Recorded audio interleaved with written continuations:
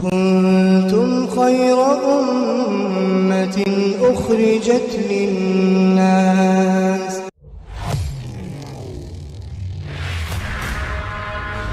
بہت بڑا احسان اور کرم یہ ہے کہ اللہ تعالیٰ نے ہم سب کو ایمان کی دولت سے نوازا۔ بے شک یہ اللہ کا فضل اور اللہ کا احسان اور اللہ کا کرم۔ اگر خدا نخواستہ ہم لوگ ایمان والے نہ ہوتے، مسلمان نہ ہوتے، پھر نہ جانے کیا ہوتے۔ تو اس پر اللہ تعالیٰ کا جتنا زیادہ شکر ادا کیا جائے وہ کم ہے۔ اور اس کے بعد بہت بڑا اللہ رب العالمین کا احسان یہ ہوا کہ دین کی نسبت پہ غور و فکر کی توفیق دی۔ یہ جو جماعت جاتی ہے، باہر جاتی ہے، لوگوں کی خوشامدیں کرتے ہیں، گھر پہ جا کے کنڈی کٹائی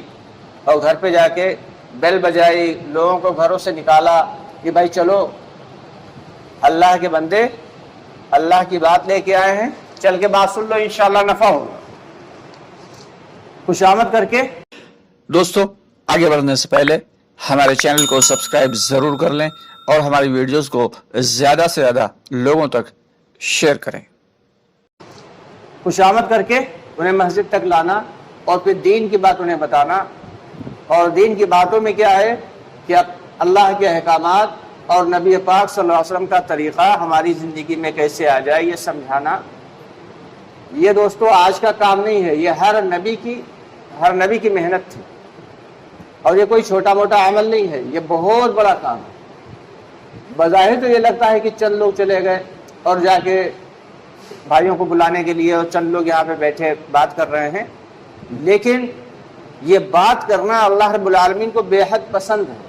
کیونکہ ایک وہ ہوتا ہے جو کوئی بھی عمل اپنے فائدے کے لیے کیا جائے، کوئی عمل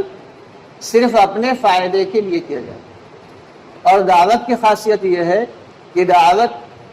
جب ہم دوسروں کو دیں گے تو اس میں سب سے پہلے فائدہ کس کا ہوگا؟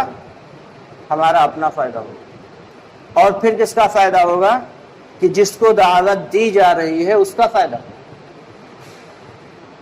دوسروں کو فائدہ پہنچے نہ پہنچے، سب سے پہلے اپنی ذات کو، کیونکہ اپنی ذات سب سے زیادہ مقدم ہے، اپنی ذات سب سے زیادہ مقدم ہے، اس لیے اپنی ذات کو سب سے پہلے فائدہ پہنچے گا۔ جو بات کر رہا ہے اس کے زبان سے اور اس کے منہ سے اس کے اپنے کان سب سے زیادہ نزدیک ہیں، اور بات کرنے والے کی نیت بھی یہ ہو کہ ہم کسی کو حاجی نمازی بنانے نہیں آئے، بلکہ ہم تو اپنے آپ کو دعوت دینے کے لیے، اپنے فائدے کے لیے بھائی سے بات کرنے کے لیے آئے۔ تو یہ دعوت والا کام جو ہے یہ اللہ کا پسندیدہ کام ہے، اور اس میں کیا ہے، صرف اللہ کے بندوں کا تعلق اللہ سے کیسے جڑ جائے، بس اسی بات کی محنت، اسی بات کی فکر، یہ کیسے ہمارے تمام بھائیوں کا، ہماری بہنوں کا تعلق اللہ سے کیسے جڑ جائے، کیسے ہم سب اللہ کے احکامات پہ عمل کرنے والے بن جائیں، کیسے 5 وقت کی اہتمام کے ساتھ نماز پڑھنے والے بن جائیں، کیسے جو ہے پریشان حال لوگوں کی مدد کرنے والے بن جائیں، کیسے غریبوں کی امداد کرنے والے بن جائیں،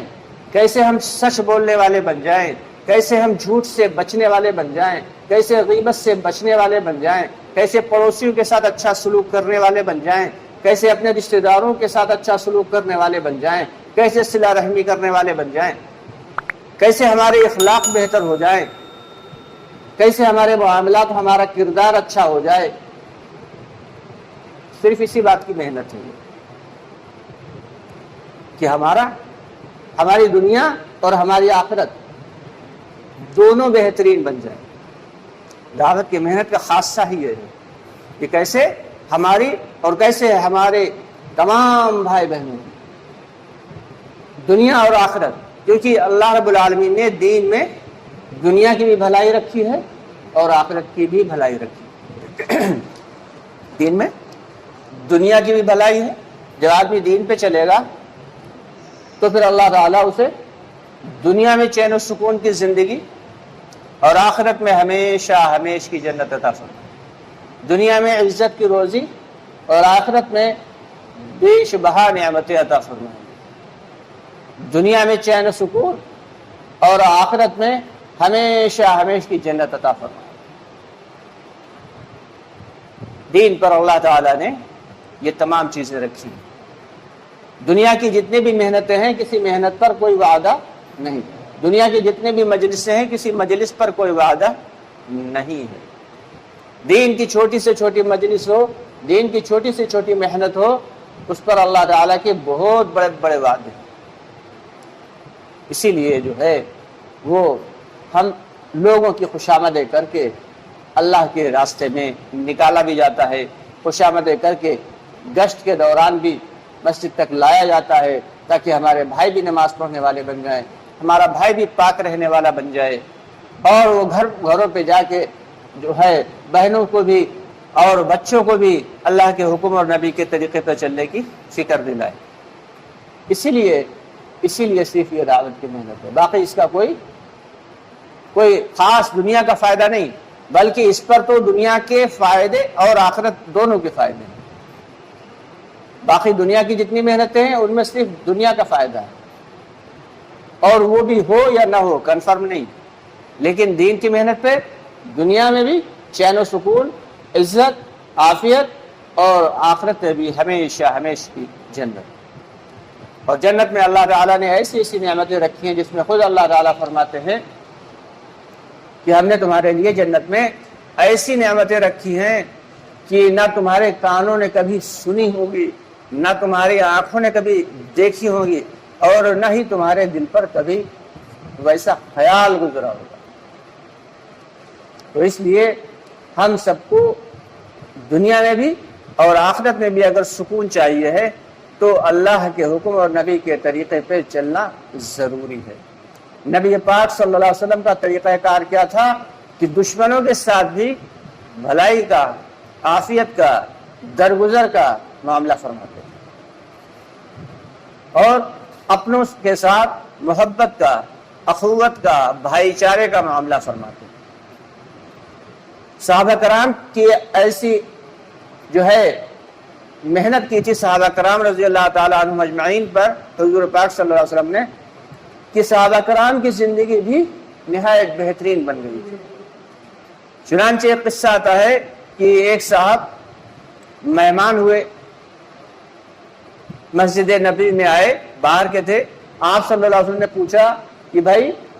ان کی مہمانی کون قبول کرے گا؟ تو ایک صحابی اٹھے کہنے لگے یا نبی اللہ، یا رسول اللہ، میں ان کی مہمانی قبول کرتا ہوں۔ چنانچہ اپنے ساتھ گھر لے گئے اور بیوی سے پوچھا کہ کھانا وغیرہ کا نظم ہے؟ تو بیوی کہنے لگی کہ ہم اپنے لوگوں کے لیے بھی کھانا نہیں ہے بلکہ صرف بچوں کے لیے تھوڑا سا بچا رکھا ہے۔ غریبی اور غربت کا یہ عالم کہ دنیا کمانے کی فرصت نہیں، دین کے کاموں سے وقت ہی نہیں ملتا، دین سیکھنا اور دین سکھانے پہ محنت، دنیا کمانے کا وقت ہی نہیں ملتا کہ گھر میں کھانے تک کو نہیں، صرف بچوں کے لیے کچھ کھانا بچا رکھا۔ تو صحابی کیا فرمانے لگے کہ بھائی وہ کھانا جو ہے ہم تم لے کر بیٹھ جائیں گے، اور جب کھانا شروع کرنے کا وقت آئے تو چراغ بجھا دینا، بچوں کو بھوکا سلا دینا، ہم تم بیٹھ جائیں گے ساتھ میں اور مہمان کے ساتھ میں، اور تم چراغ درست کرنے کے بہانے بجھا دینا۔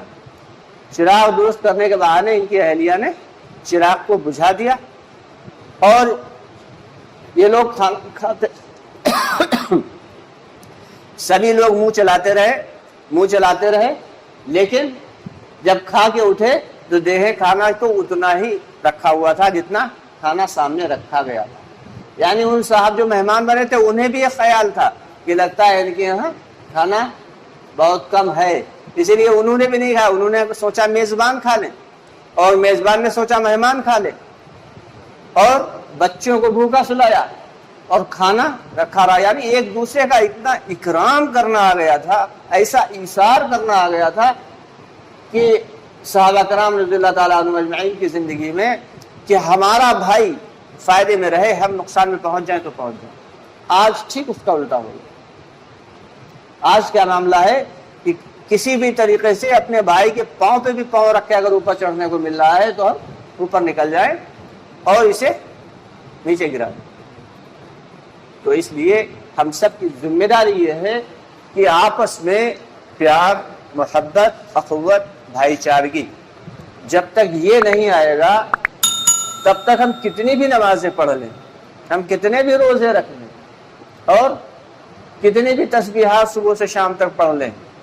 اللہ کے یہاں کوئی مرتبہ ملنے والا نہیں۔ اخلاق، معاملات، یہ تو بہت